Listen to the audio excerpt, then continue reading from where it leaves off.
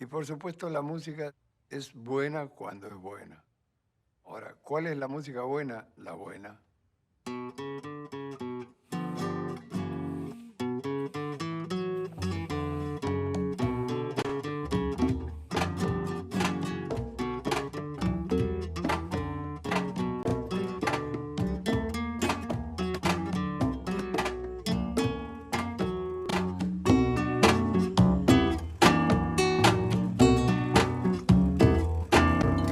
La madrugada estalla como una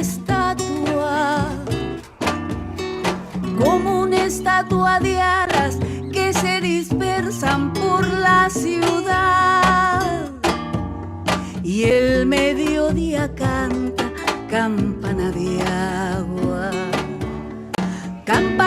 agua de oro que nos prohíbe la soledad. Y la noche levanta su copa larga, su larga copa larga, luna temprana por sobre el mar.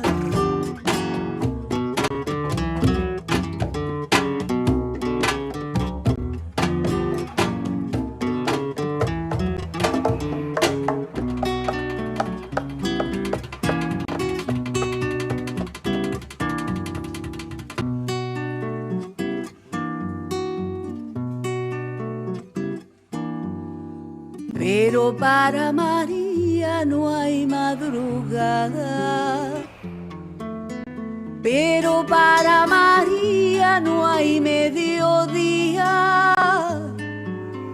pero para María ninguna luna alza su copa roja sobre las aguas. María no tiene tiempo de alzar los ojos, María de alzar los ojos, roto de sueño, María roto de sueño, de andar sufriendo, María de andar sufriendo, solo trabaja, María solo trabaja. María solo trabaja y su trabajo es ajeno.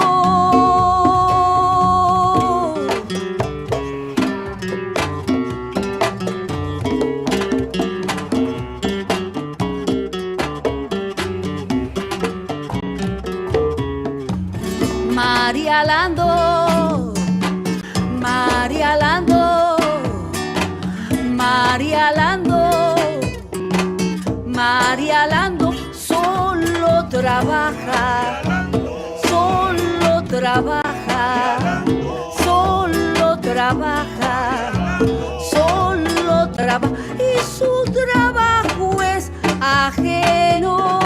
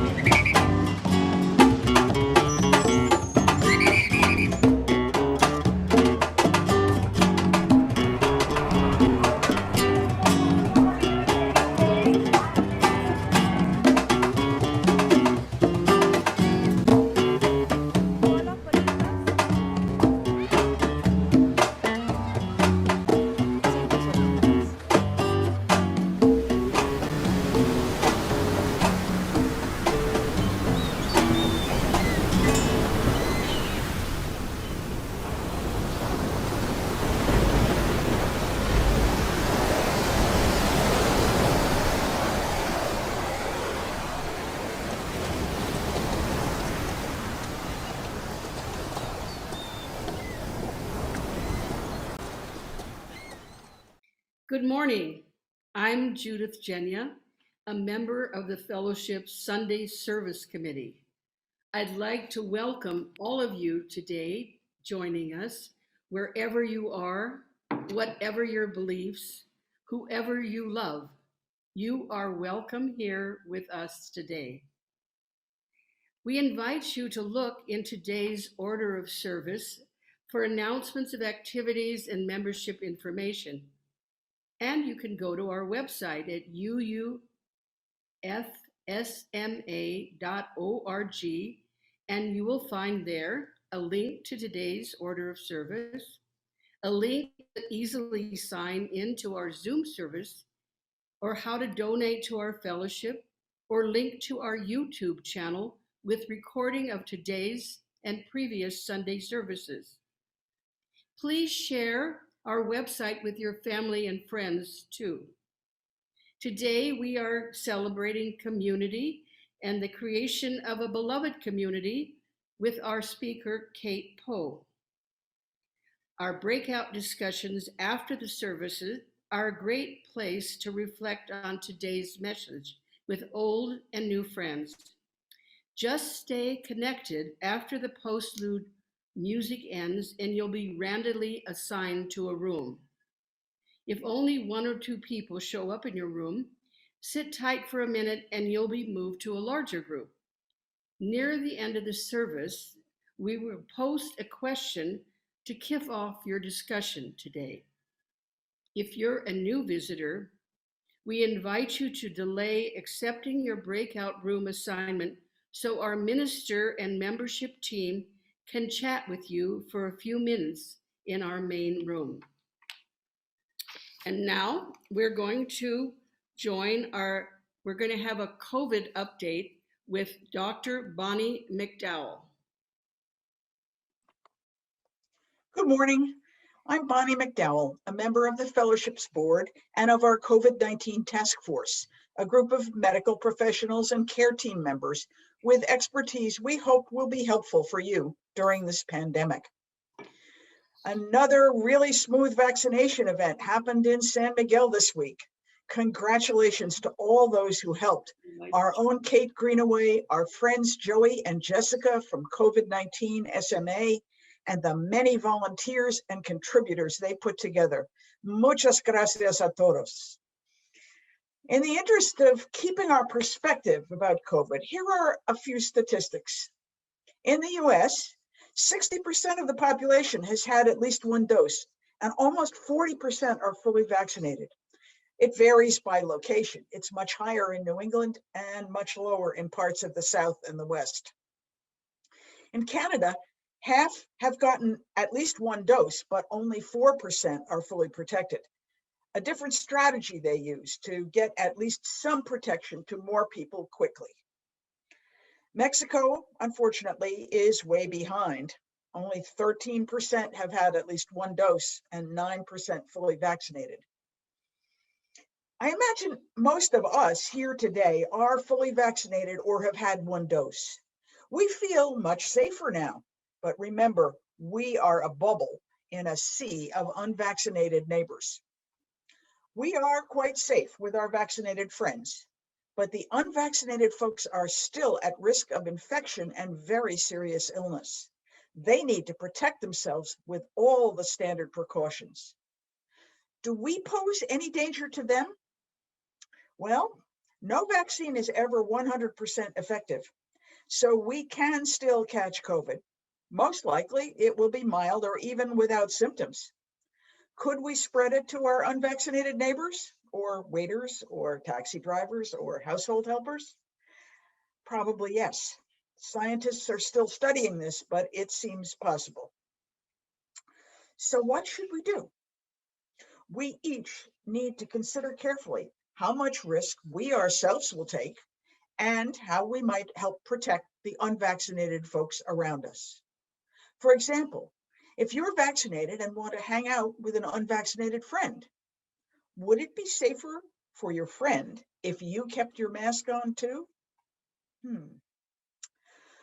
We can also encourage all our unvaccinated contacts to continue using full precautions. They should not relax, even though we are now behaving differently. Unvaccinated people from one household should not get together with those from another household. Anyone who gets symptoms should isolate and get tested. We can also promote and donate better masks to those who still need to use them. and remind them to cover their noses. I also want to let you know that our task force is working with the Fellowships Board, beginning to make plans for some in-person activities in San Miguel. We will probably start with small group activities as we adapt the CDC and UUA guidelines to fit our particular COVID realities here in Mexico. And to our extended Zoom community, rest assured that you will still be included. Sunday services and other activities will continue on Zoom even when we can assemble in person again. Stay safe, my friends.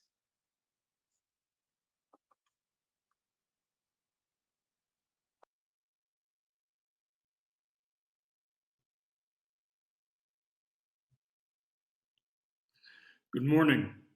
My name is Mark Johaningsmeir, and I'm delighted to be able to share this time with you. Here in the screen, you can see one of the distinctive symbols of the Unitarian Universalist religious tradition. It's a symbol that seems at odds with itself. And in some ways, it seems like it might be making no sense. This morning, we're using a stylized chalice. Everybody knows that a chalice wants to hold wine, or at least something cool and liquid and something that can quench a thirst. But instead of wine, we use this chalice and fill it with light, a flame. But think about it. We begin this gathering with the light, kindled, gathered, shielded, but also the light is allowed to project itself outward into the dark corners, under bridges, behind barriers. The light pushes into places that are unresolved, into places that are unfinished, into conditions where justice is denied or cruelty flourishes, and where the powers try to hide their actions from view. And so today we light this candle as we do each time we gather, allowing the light to shine into the gaps and voids in our lives, in our community, and in our world. And now, please join in singing the hymn, Here We Have Gathered.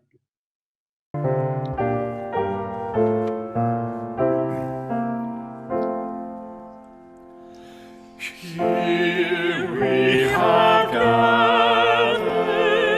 gathered side by side, circle of kinship, come and step inside. May all who seek here find a kindly word. May all who speak here feel they have been heard. Sing now together this our heart's own song. Here we have gathered, called to celebrate days of our lifetime, matters small and great. We of all ages, women, children, men, infants and sages, sharing what we can. Sing now together this our heart's own song.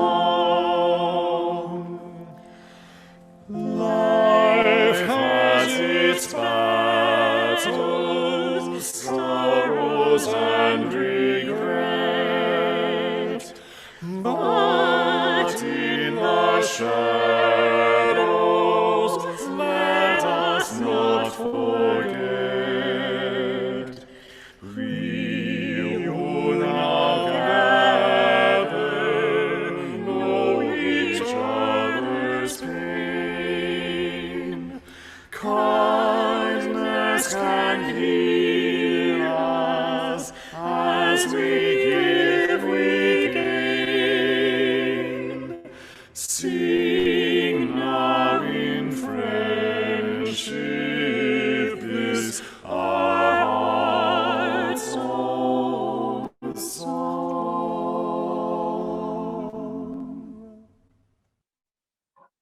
Please join me in reciting our covenant, first in English, then in Spanish. The words will appear on your screen. We respect the interdependent web of life and work for a just and peaceful world. We encourage the search for truth and meaning, strive for compassion in our relationships, and seek values that will benefit our lives and the lives of others. This is our covenant. Respetamos todos los estilos de vida dentro de su red interdependiente y trabajamos por un mundo justo y pacífico. Alentamos la búsqueda de la verdad y la comprensión total. Nos esforzamos por mantener compasión en nuestras relaciones y buscamos valores que beneficien nuestras vidas y las vidas de los demás. Este es nuestro convenio. Our gathering is directed both inward and outward every time we gather. We name and acknowledge joys and concerns and sorrows that are sent in each week. You can do that by sending it by email to Reverend Tom Rossiello. And any items you want to share today, you may do that by clicking on the chat box. You'll see the button at the bottom of your screen, and then type it in. We'll all see it then. The first is a joy. Dick and Trish Snyder are back home in San Miguel. Trish continues to do well. She's moving ahead with her physical therapy. Another joy. Dan Neuspiel continues to make good progress in his recovery after surgery and after multiple complications. Dan and Kathy will be back in San Miguel very soon. This, a concern, a continued concern about racism and police violence in the United States, with yet another horrifying police killing of a Black man and subsequent cover-up, this happening in Louisiana. A candle of gratitude and joy. This for the amazing work done by the Brigadista staff, who vaccinated 12,485 people here in San Miguel in 2.5 days. These workers were patient and professional throughout and compassionate enough to stay open until midnight on that first day, rather than turn anyone away. The huge turnout from the 50 to 59-year-old age group is a very good sign. This candle represents a desire for a strengthening of communities that foster just and cooperative action and mutual respect across cultural and language boundaries in San Miguel and wherever this scattered congregation exists at this moment. A candle representing a hope for the election campaigns going ahead in Mexico right now, that it may be free from violence and intimidation. And a similar concern, this candle for a peaceful resolution of the US 2020 election results. A candle for Judith Jenya. She's having oral surgery this Tuesday. Not all the joys and concerns today are spoken. This candle represents each one that is important to you, but not named.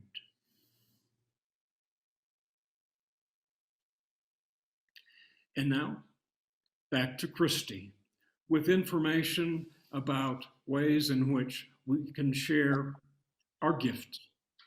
Christie. My name is Christie McGue, and while I'm a new member of the Board of Trustees, I've been a member of this fellowship for at least 15 years.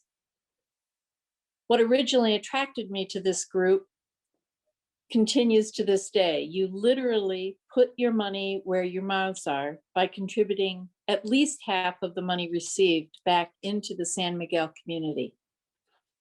The issues here really are not much different than in the rest of the world. Migration, lack of clean water, food availability, and education, especially for young women. It seems every week there's an article in Atención about another nearby community that has run out of safe drinking water. Imagine heavy metals and arsenic in your water. And we know the desperate situation that many have had or have been in for basic food during this pandemic year. It seems so incongruous with our fancy new La Comer and a city market on the way. But every year, or during non-pandemic years, we've been able to meet some of the young women this congregation has enabled to attend junior high and high school, nearly 100 young women over the years, not to mention the young men and women we've sent to college. We all know that education is, without a doubt, the most fundamental prerequisite for empowering people. This fellowship, more than any other I'm aware of, proudly continues what our Unitarian and Universalist forebears put into action. Our principle of supporting the inherent worth and dignity of all persons. We do this by supporting the human development of those in our adopted country, where worth and dignity is not always recognized. We do this by putting our money, time, and energy into helping those less fortunate and funneling our efforts back into this community. I believe that our efforts not only change lives, but in many cases, they literally save them. But please understand that this fellowship is not fully paid for by membership pledges. So during the upcoming pause in the service or immediately after the service, please go to our donate link, which you can find in the chat box or on our website, uufsma.org. That's uufsma.org. You may use PayPal or any credit or debit card to donate. Thank you for opening your hearts and being generous today. The offering will now be collected and very gratefully received.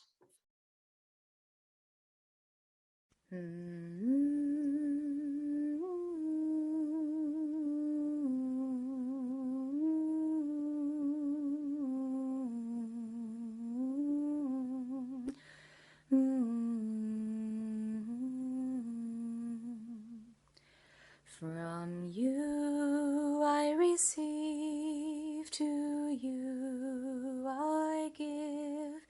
Together we share, and by this we live. From you I receive, to you I give. Together we share, and by this we live.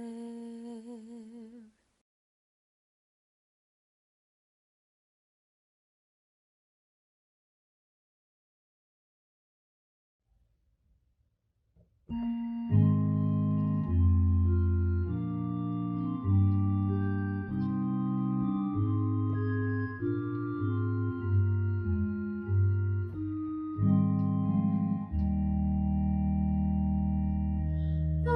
world is one world. What touches one affects us all. The seas that wash us round about, the clouds that cover us, the rains that fall. Our world is one world. The thoughts we think affect us all.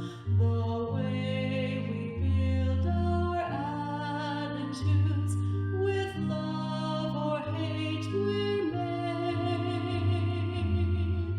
a bridge or wall. Our world is one world. Its ways of wealth affect us all. The way we spend, the way we share, who are the rich or poor, who stand or fall.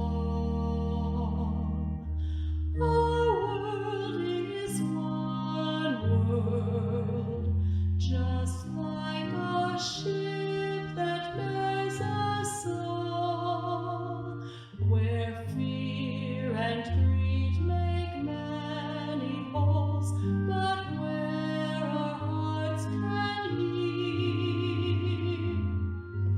a different call.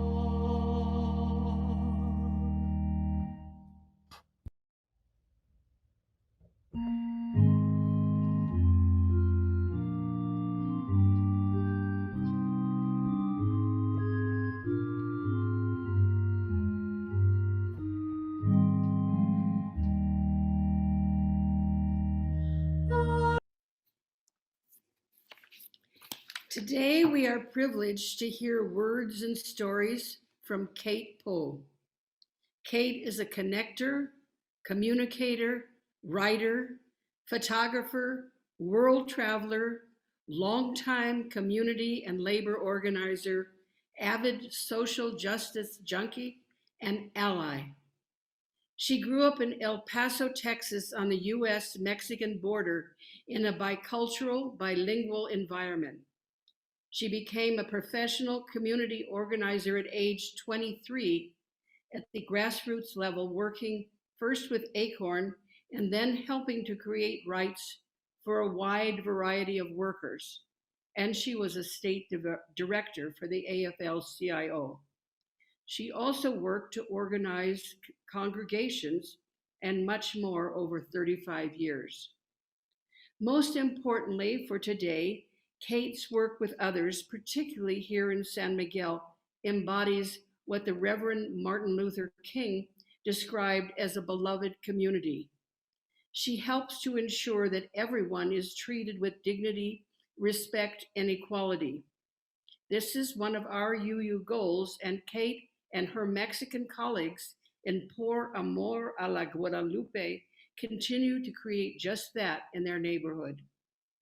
You will hear today how they organize and continue to meet the needs of everyone in their colonia. They have each other's backs and work as allies to see that personal and community needs are met and addressed. As an intrepid world traveler, Cate and her partner Jeff Phelps explore neighborhoods in many places around the world. Her latest trip last month to Texas to see her mother and get a COVID shot had a most interesting side trip. She and Jeff got married. And now I'm happy to present Cate Poe. Good morning, and Judith, thank you for that introduction and also for suggesting that I come speak with everyone. I also want to thank The other members of the Sunday Services Committee, as well as Denise, Paula, Diego, who are staffing this out. I owe an enormous gratitude to UU fellowships across the United States. They were always joining in on campaigns, and the Veach Foundation, your funding arm on the national level, supported so much great grassroots organizing work. Thank you. Most importantly, though, I want to thank all of you here for putting your faith and principles into action. A year ago, as the COVID-19 epidemic locked down San Miguel's economy, then U.S. Ambassador to Mexico, Christopher Landau, tweeted in Spanish, "We are all in this together. The extranjero community in Colonia Guadaloupe has united to help their neighbors who are left without work." Sounded good, right? But was this the real story? Let me translate while you watch the new San Miguel video that he retweeted.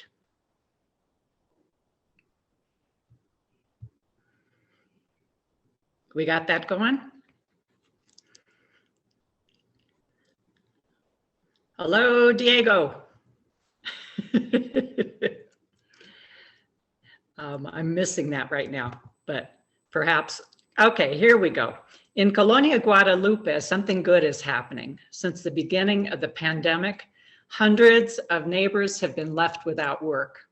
But hold on a minute, because actually this is a different video, which I can jump to. We can move ahead with it. This is a video that was put out by Bienestar and Desarrollo Social. In it, you're going to see and hear from some of the leaders in our neighborhood. Right now on the screen is Lupita Munoz, who ran our mask making project. We hired 14 seamstresses and got donated fabric because at the beginning of the pandemic, there were no masks. Is this moving for everybody? Hate to jump in here, but I only see a frozen screen. We also, what you're seeing now are a bunch of our 27 street reps, and Maria Elena Rincon Llamas, who maybe showed up on your screen, is one of the main reasons this all happened. She is the president of our neighborhood. She never sleeps, I don't think. This is me. My role is to be the representative of the extranjeros in our neighborhood. And I explain here how in the beginning of a year before the pandemic, we held house meetings. We also added people to WhatsApp groups and, began to engage in security and all kinds of other issues. And this part is narrated by Ana Luisa Castañeda, who's here she is. She is Maria Elena's right-hand person. She's describing, in addition to our recycling efforts, that they had, and here you can see the efforts so people could all get their houses plastered and painted, that they had to identify really trusted neighbors on each street to build the organization. But that really what's going on here is people across the neighborhood working together and caring about each other. I'm not sure yet if we're going to be able to see the original video. You can see here, while it's mostly women in that picture. Oh, here we go. Here's the video that the ambassador to Mexico tweeted. And here's the translation. Basically, there are good things happening in Colonia Guadaloupe, that since the pandemic, the extranjeros and Mexican neighbors have joined forces to feed neighbors. By the time this video happened, we had been at it for 5 weeks, that we were giving out packaged despensas, but also fresh produce and fresh milk, that we even had art supplies for kids locked up, and we're passing out masks to everyone. As she said, in our neighborhood, really good things are happening because a lot of good people had left the isolation of their homes to go out and help their neighbors. Now, I should just tell you, a lot of these, every single neighbor here that I see is still at it 60 weeks later. We've been able to fund this at a rate of about $1,500 US per month, with about 20 steady, like every month donors, but lots of people popping up on Facebook. So, you know, this, what they're thanking us is for our big hearts, you know, for all that we're doing. And here's what I want to mention to you, though. I mean, this video did not come out of nowhere or by magic. I'll tell you the story on it because it's part of the fabric of this neighborhood. We, 2 days earlier, this same news outlet ran a story about that was much less flattering to the extranjero community. There had been a scuffle with dogs on the street. A Mexican neighbor had been knocked down, and you know, an extranjero was seen cursing at an animal control officer. So when that hit, Maria Elena, the president of our neighborhood, contacted me, and she said, "Oh, you got to call that editor." And so I did. She happens to live in the neighborhood, and I said, "Look, we're talking among everybody. We're going to sort this thing out about the dogs and the women going to the doctors and everything. But the real story of what's going on here, and I hope you'll share that, is that we are coming together to get people through this pandemic." Now, she was wonderful. So that video that you just saw, the very first one, and the ambassador's tweet were the result. The other result is that I suddenly got calls from people all over the city. So we had people calling for food, which we, unless they lived in the neighborhood, we couldn't do. But I also had extranjeros calling me and saying, "Okay, so how do I find my neighborhood organization? How do I talk to my president? You know, how do we make this happen?" And the answer was that this was not something you could create overnight in a crisis.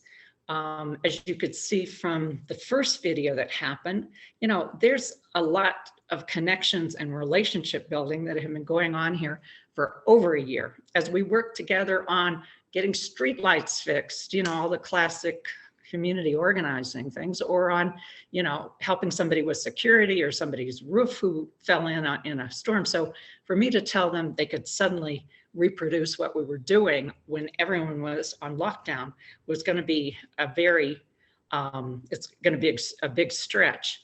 But what I loved is we were able to come to an adaptation of our model. And there were 6 or 7 extranjeros that, here's what I suggested to them. I said, first, you've got to get your extranjero friends organized and make sure you've got some donors. All right, the people in your neighborhood who are going to do this. Secondly, you need a trusted Mexican neighbor who can serve as your gatekeeper on this. You've got to have somebody who knows who really needs it and who can, you know, work with you in the management of the distribution. Now, their operations were much less extensive. You've all seen photos of us with our volunteers every week and on and on. They scaled it down. They gave out maybe package dispensas, or they got vouchers for you know, so someone could go to their neighborhood food store.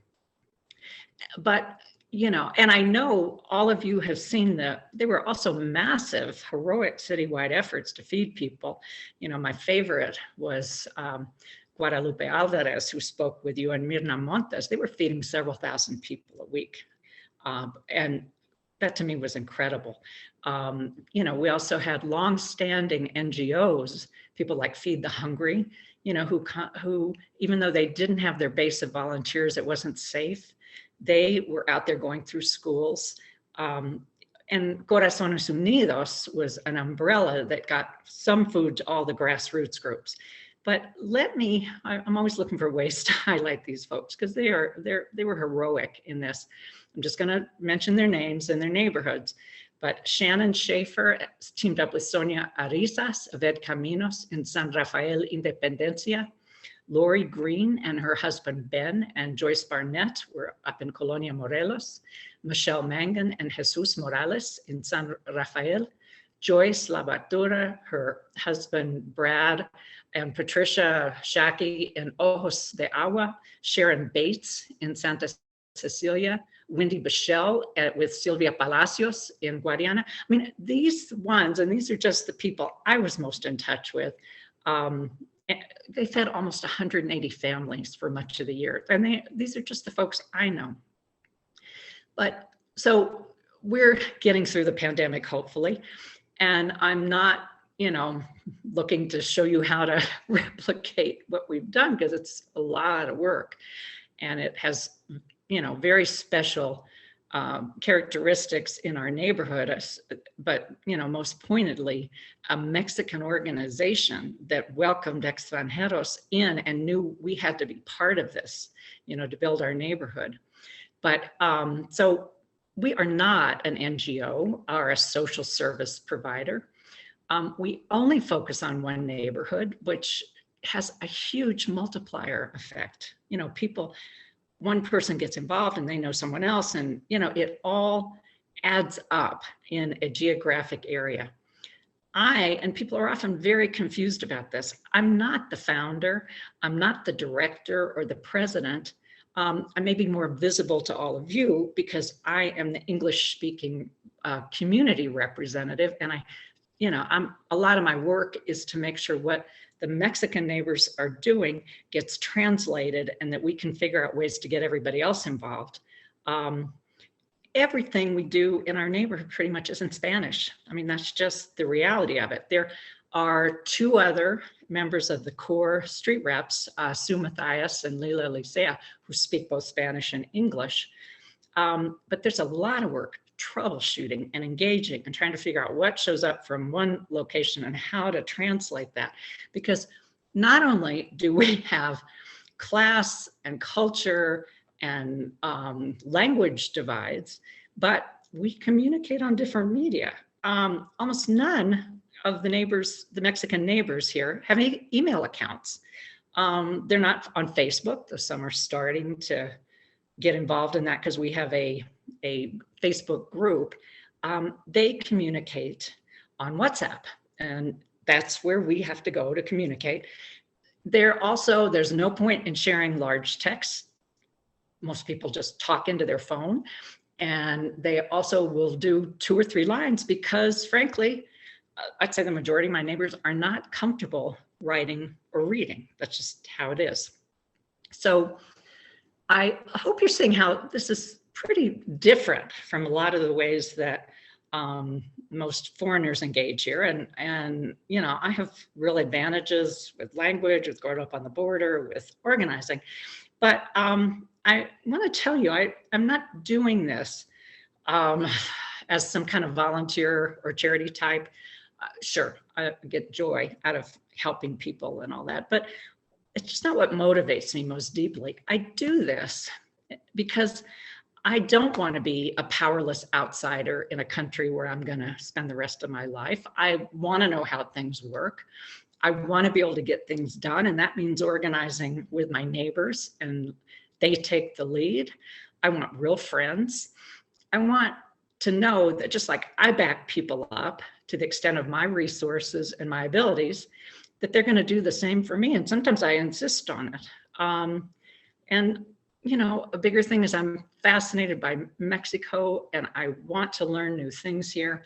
And I have to make choices about my time and how much, like all of us do, how much I'm going to spend all my time in English speaking events and cultural activities and, English speaking media. It's a stretch for me. So I know what I'm asking you to do, but you have to make an effort to be immersed enough so that Spanish and all that this wonderful culture and this country offers us so you really get a chance to get at it. But the other thing for me deeply as a longtime organizer is that the inequalities here are really jarring. Now, Jeff and I, my new husband, consciously picked a neighborhood where we had long-term residents as well as new arrivals. But I have to tell you, the more I do this, I know we do not have to go out to the campo to find hardworking poor people. they live on my block. You know, I'll just mention a neighbor. You know, she speaks Nahuatl. She's got 2 little girls. And before the pandemic, you would have seen her up in Centro selling little ceramic birds and bracelets and things. All that got shut down.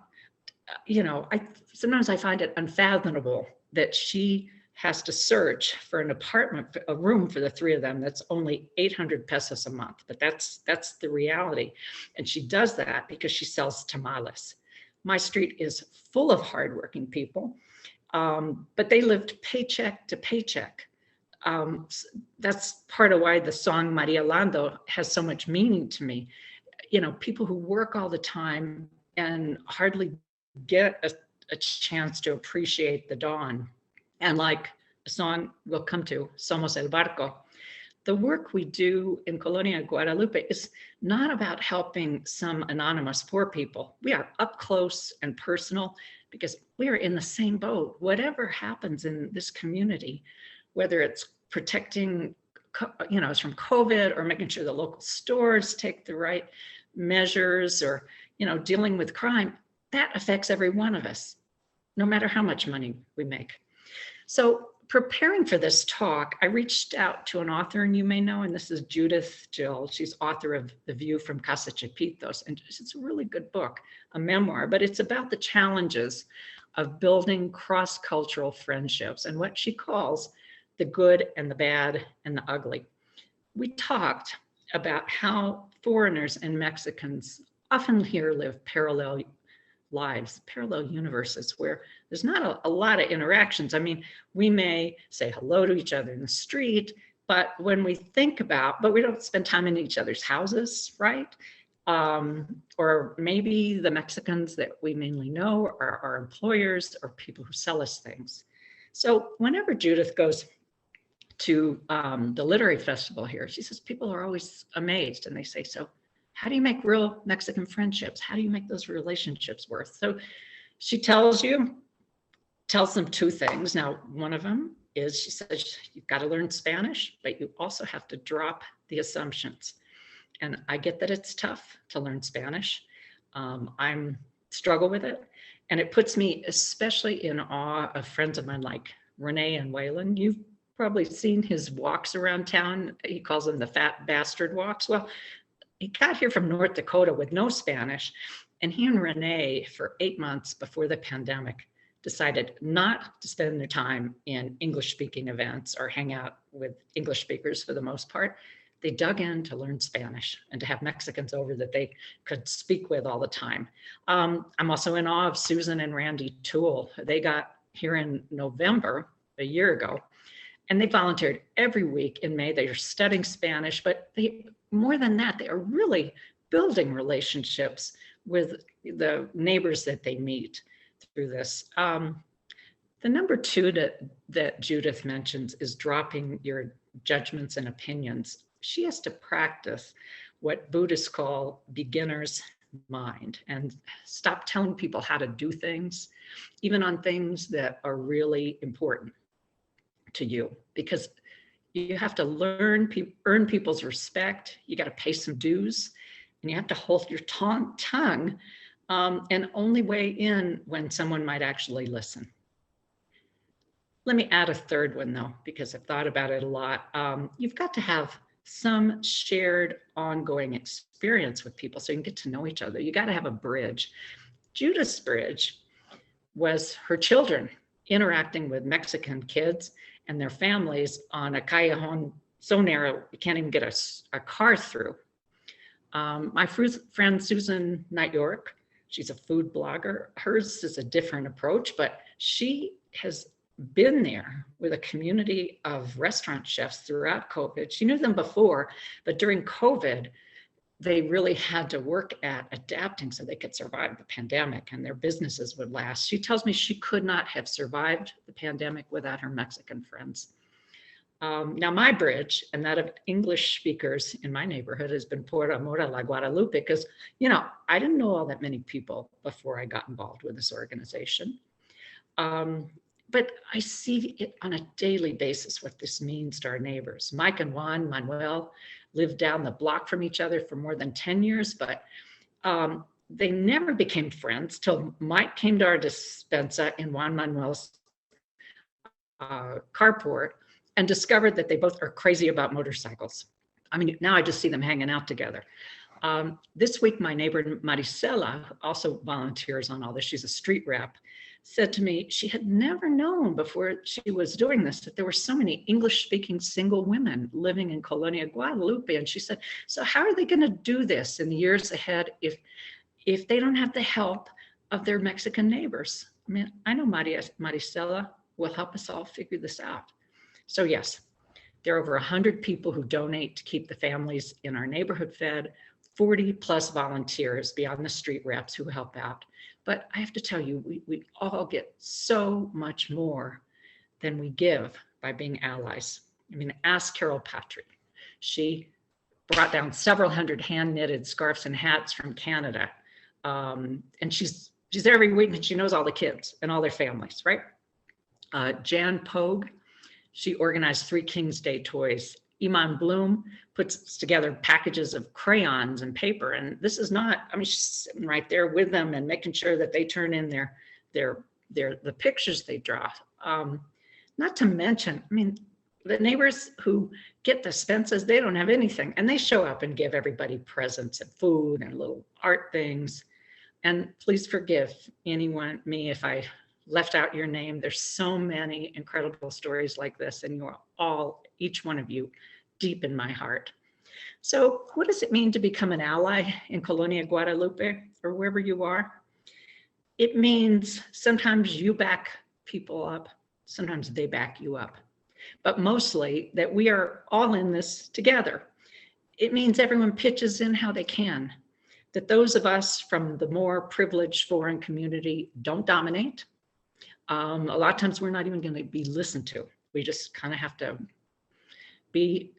back up our neighbors and let them take the lead. On the other hand, I'm going to say I'm not willing to be a silent guest in a country that is my home, where I plan to live out the rest of my life. And I would not ask, or let me put it this way, those of us from the United States and Canada, we should not ask that of Mexican immigrants to our own countries. We should all be in this together. Because ultimately here, we are all San Miguelenses. The more we build lasting relationships and show that we're willing to join forces with long-term residents, the more our voices will be respected. In Colonia Guadaloupe, it means Mexican neighbors far beyond the street captains stop me in the street. Or they come to my house and yeah, they'll thank me personally, but what they really want to talk about is the transformation in how they feel about extranjeros, how they first were very suspicious, but that the benefits of what we've done to pull this community together are going to last far past COVID. So again, thanks for your interest in becoming an ally, for deepening your relationships with longtime Mexican residents and becoming more deeply engaged in the broader San Miguel de Allende community. It's really important. And if there's any way I can help people figure this out, let me know. In the small breakout rooms that follow, you'll have a chance to talk about concrete action steps each of you might take. I'll also stick around for the large breakout in case you have further questions. Thank you so much. So now, along these themes, we're going to hear a song well beloved by UUs everywhere. Somos el barco.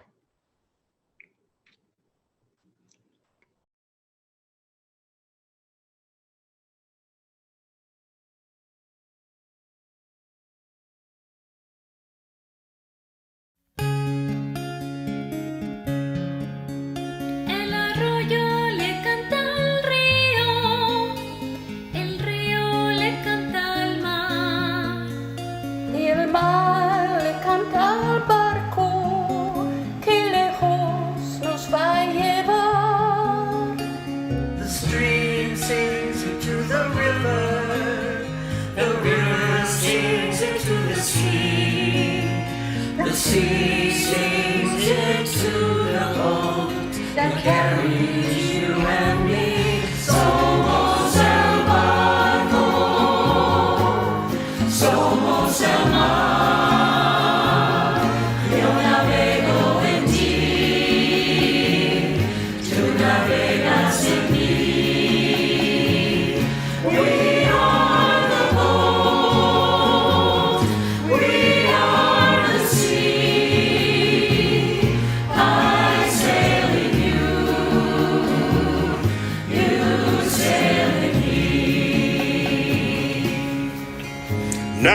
boat we are sailing on was built by many hands. And the sea is so deep and wide, it touches every side. The voyage has been long and hard, and yet we're sailing still. With a song to help us pull together, if we only will. Somos el barco, somos el mar. Yo navego en ti, tú navegas en mí. We are the boat, we are the sea. I sail in you, you sail in me.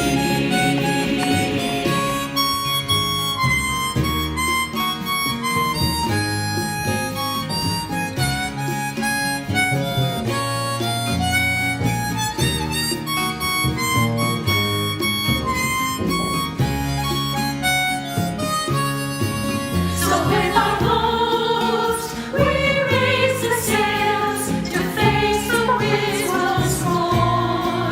And with our hearts, we chart the waters never sailed before. Somos el barco, somos el mar. Yo navego en ti, tú navegas en mí. We are the boat, we are the sea. I sail in you, you sail in me.